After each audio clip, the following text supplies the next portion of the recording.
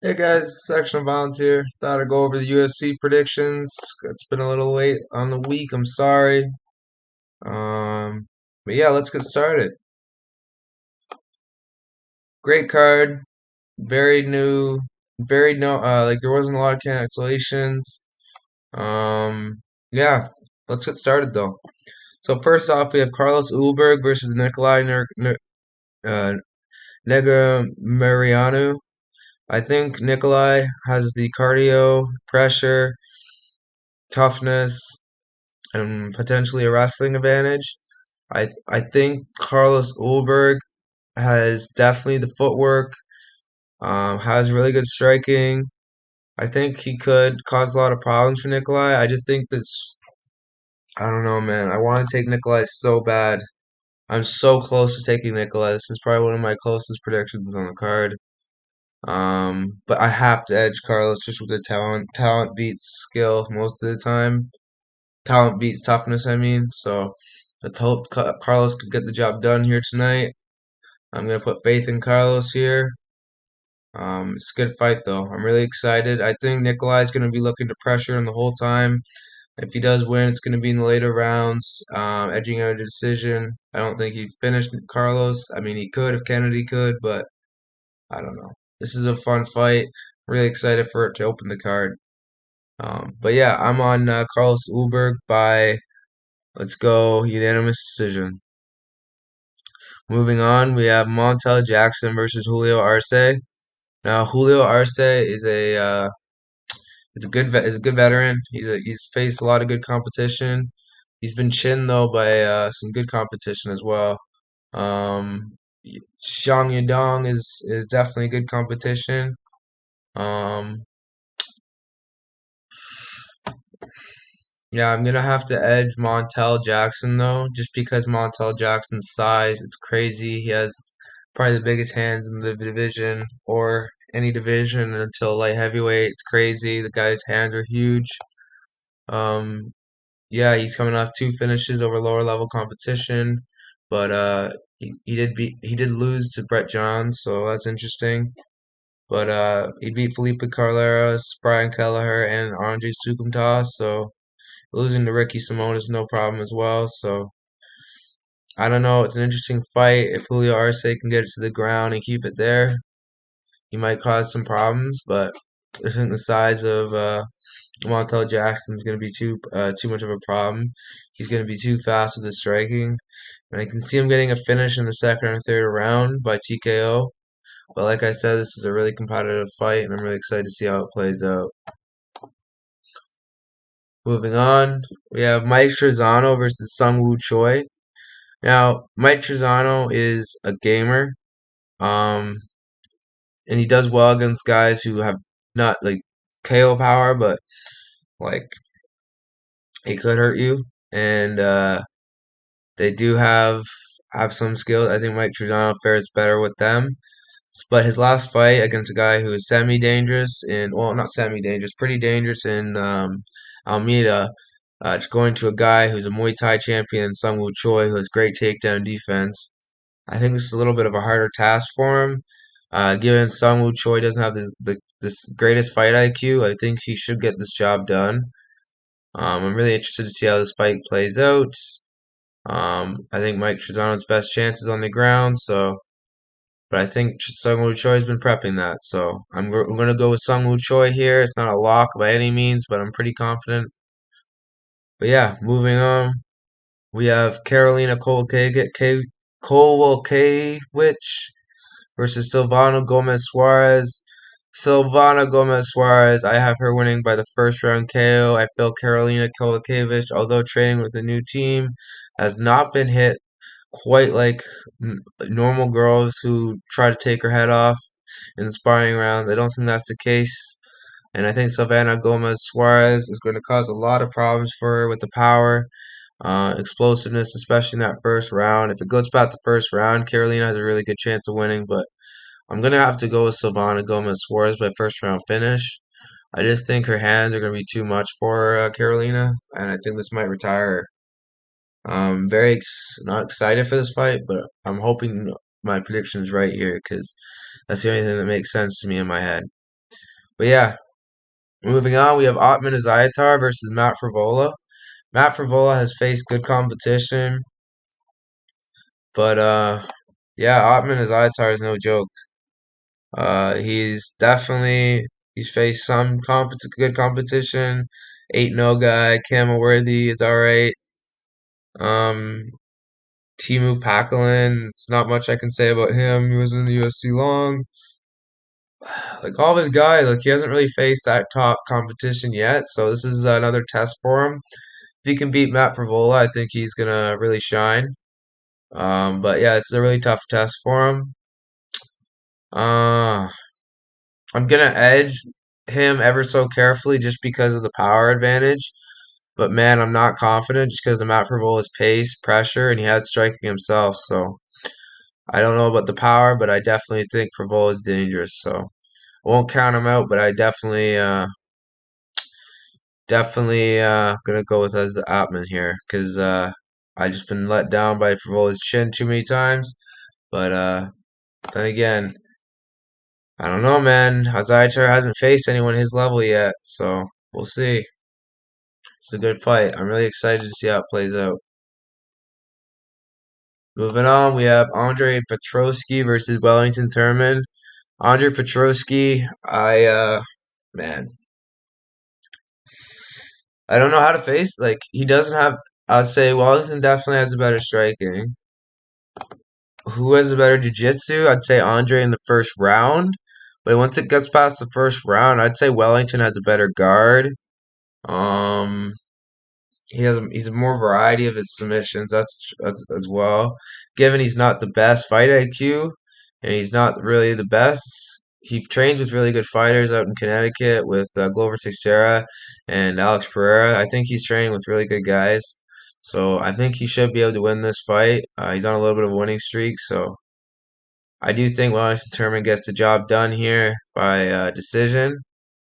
I don't know if he'll get a submission over a really good grappler in Andre Petroski, but I think he could if in the later rounds when Andre's tired. So, but yeah, this is a fun grappling fight. Wellington's going to be looking to strike, grapple. You can mix it up, but Andre's definitely going to be looking to grapple.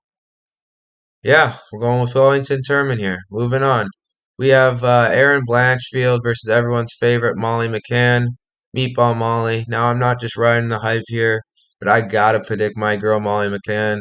It's not just because she is on a wicked roll, even though she's only beat two semi alright fighters, given by brutal fashion. I just don't think they're the competition that of the same caliber of Erin Blanchfield. This is by far probably her most dangerous, probably her one of her most dangerous opponents. But this girl's faced girls like Talia Santos, really good grapplers.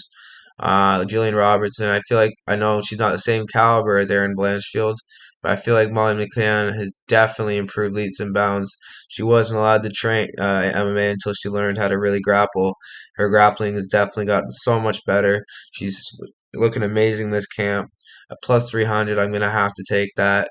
I'm not super confident, obviously, like 55% confidence, but it is what it is, and I'm going to take those odds all day at 1 unit to win 3 units. So I'd take those odds if I were you, but yeah, who am I to, give predictions? Moving on, we have Dominic. Oh, let me say why I think Molly's going to win. Molly's, I think, is her hands are going to be too much for Aaron, who does not really do well with the striking, even though she's okay. I think the grappling she's gonna have issues with in the first round, but I think the second and third, when Aaron's a little tired, more tired with the striking and the grappling, I think Molly's gonna have more success. But I do think Molly's gonna edge this fight to a decision. Aaron's a really game opponent. I don't see her getting finished, but it could happen. But yeah, I'm on Molly McCann here. She's a beast, and I don't want to doubt her. So yeah, moving on. We got Dominic Reyes versus Ryan Spann. Superman Spann, I do think is going to win this fight, having Sayf Saud in his corner.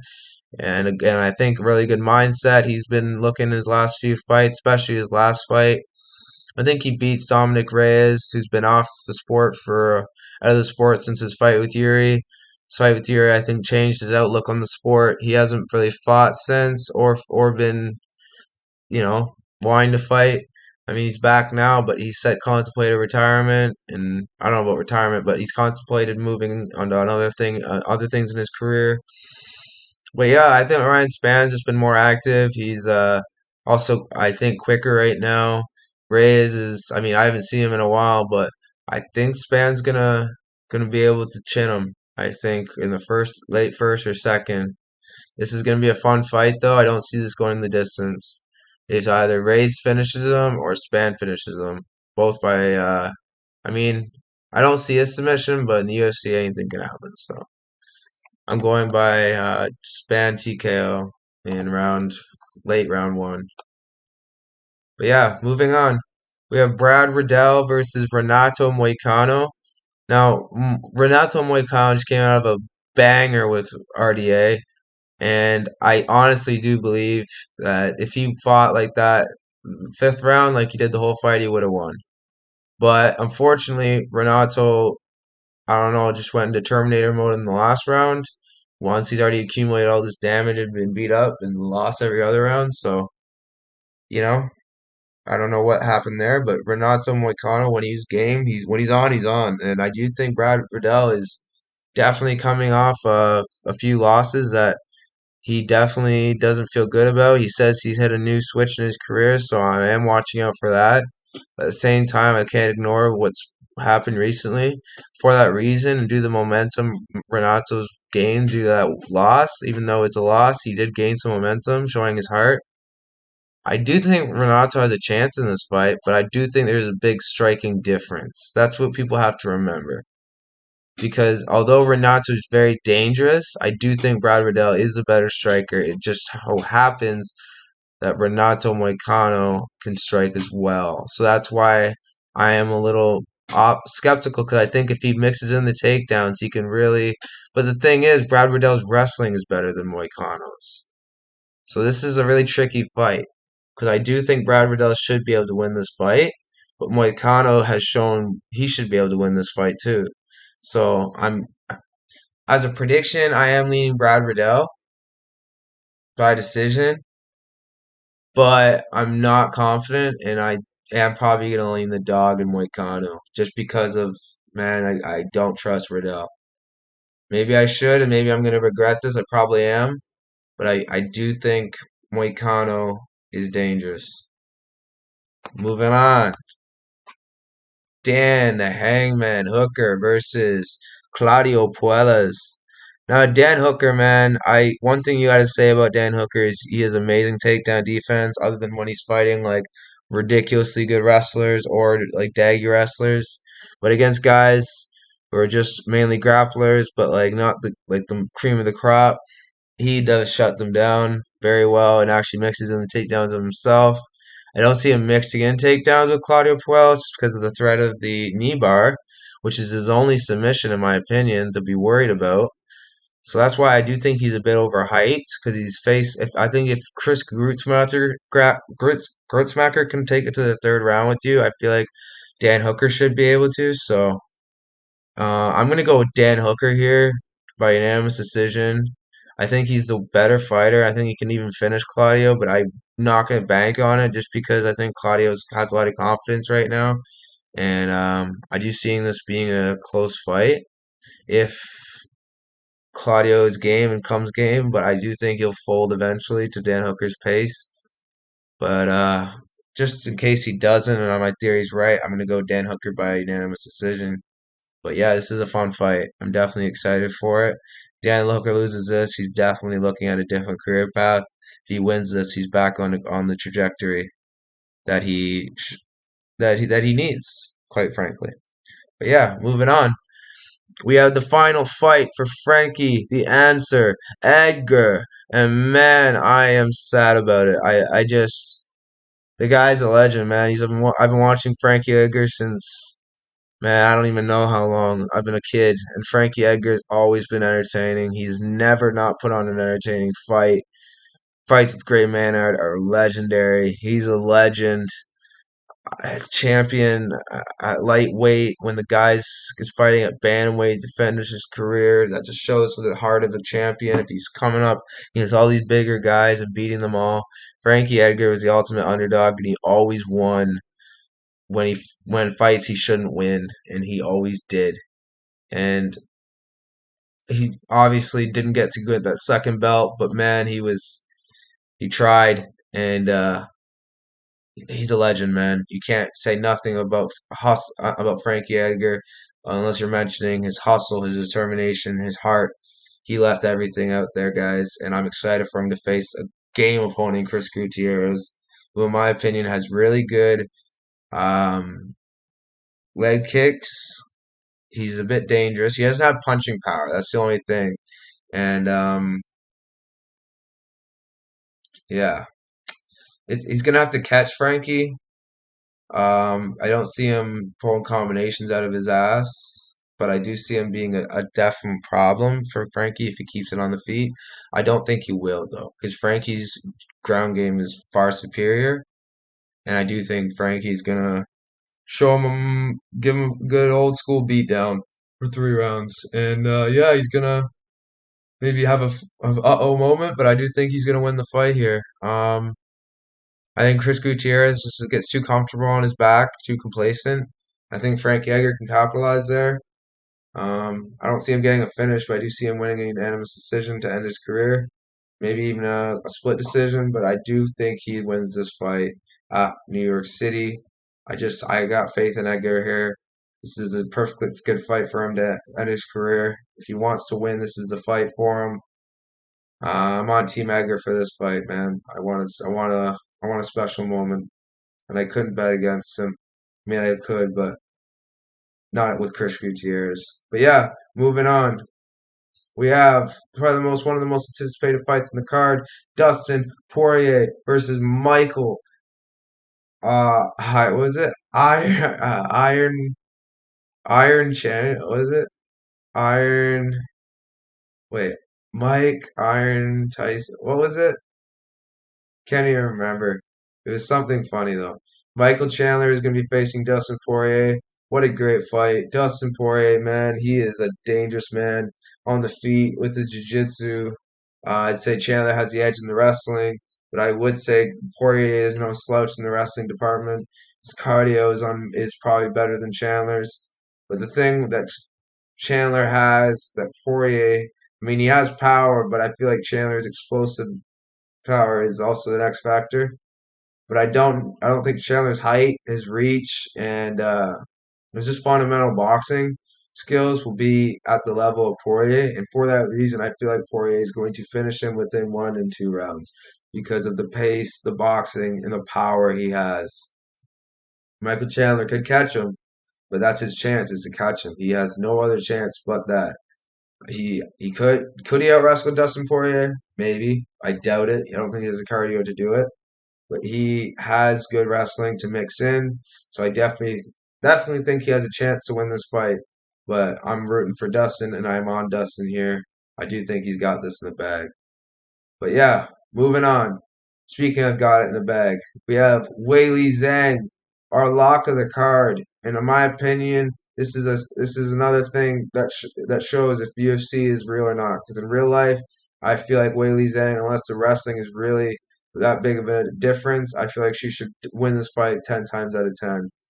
But wrestling's real, and if she doesn't have the wrestling to keep up with Carla, she could be in for a long night because Carla is relentless when she's on top.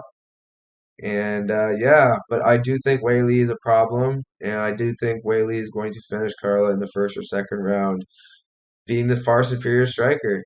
But also, I worry. I worry that all this hype and media attention is going to get to her head, and she's going to not perform. I mean, she's a beast, but I worry it happens to anyone. So I'm heavy on Wei Lee, but I don't want to tell you guys to put everything on her because UFC is too unpredictable, guys. 3 unit max is that's the highest I go with UFC. So Wei Lee Zhang though is my lock of the card. I have her winning by the first or second round TKO. Moving on to the main event of the evening, we have Alex Poatan Pereira versus Israel, the last style bender, Adesanya. No, Adesanya, man, he's giving me some chills because earlier in the week I was heavy on Potent. Now he's saying that he knows something that Potent doesn't, and it's just he seems too calm all week. He's really calm. I thought he was going to be a lot more agitated, being that Potent is being a little more aggressive this fight week as well. I thought that was going to be, a triggering factor for Adesanya, but he's been keeping it pretty cool. And I think he knows something that we don't. And for that reason, I'm slightly edging Adesanya, but I am still betting on Potent because he is a dog and I can't pass up dog value. But at the same time, I think Israel's going to win the fight. For some reason, I do think he's going to win the fight. I don't know how, but I feel like he has a surprise for all of us. Let's go through the predictions once again, and then we'll go through the most confident predictions. So yeah, we have Carlos Ulberg by unanimous decision, split decision. We have Montel Jackson unanimous decision. We have Sung Woo Choi by second or third round TKO. We have Savannah Gomez Jr. by first round TKO. We have Otman Azaitar by first or second round TKO. We have Wellington Turman by third round TKO or unanimous decision. We have Molly McCann by third round TKO or unanimous decision. We have Ryan Spann by late first round TKO. We have Brad Riddell by unanimous decision. We have Dan Hooker by unanimous decision. We have Frankie Edgar by unanimous decision. We have Dustin Poirier by TKO in the second round. We have Weili Zhang by TKO in the first round. We have Israel Adesanya by unanimous decision. I don't know how he does it, but he's going to win somehow. But I still am betting on Pereira. And then for confidence, I'm going to say Israel Adesanya because I don't know how he's going to win. So 51% confidence.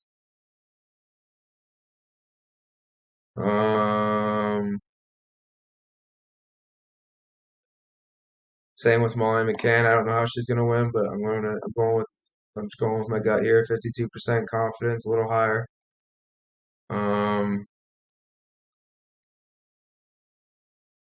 Let's see. Otman Azaitar at 55% confidence.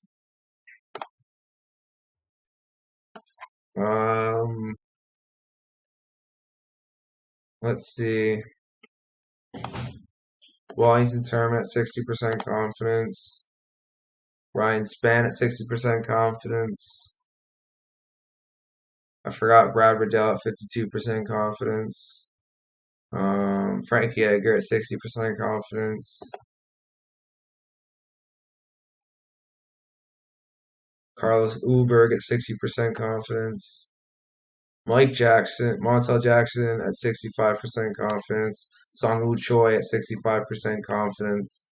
Savannah Gomez Juarez at 65% confidence.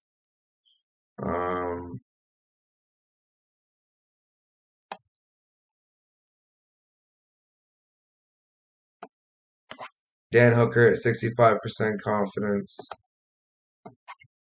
We got Dustin Poirier at 75% confidence. And then we have Weili Zhang at 90% confidence.